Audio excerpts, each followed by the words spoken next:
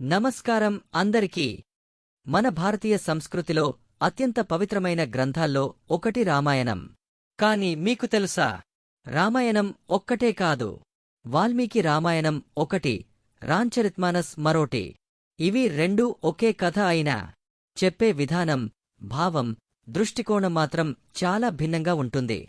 ఇవాళ మనం సింపుల్గా ఈ రెండింటి మధ్య అసలు తేడా ఏమిటో తెలుసుకుందాం. ముందుగా వాల్మీకి మహర్షి రాసిన రామాయణం గురించి మాట్లాడితే, ఇది ఒరిజినల్ రామాయణం. సంస్కృతంలో రాయబడింది. ఇందులో శ్రీరాముడు ఒక మానవుడిగా, ఒక ఆదర్శ రాజుగా, ఒక గొప్ప మనిషిగా చూపించారు.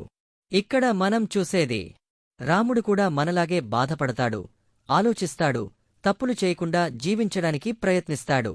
అంటే మనం ఎలా జీవించాలి, ఎలా ఉండాలి అనే లైఫ్ గైడ్లా ఉంటుంది.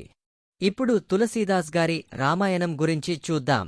ఇది హిందీలో రాసిన రామచరితమానస్.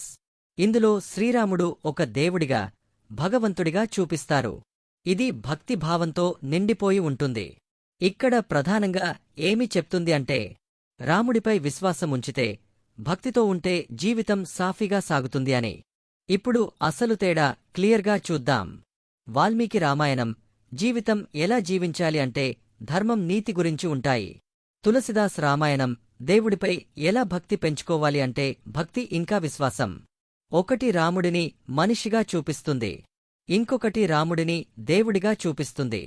ఒకటి యథార్థం, నిజ జీవితానికి దగ్గరగా ఉంటుంది.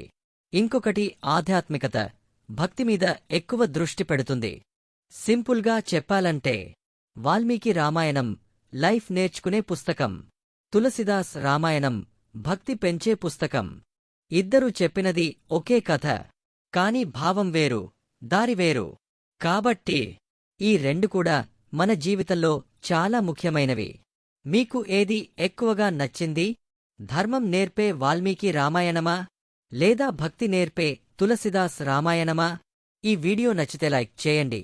ఇంకా ఇలాంటి ఆధ్యాత్మిక విషయాల కోసం సబ్స్క్రైబ్ చేయండి. ధన్యవాదాలు.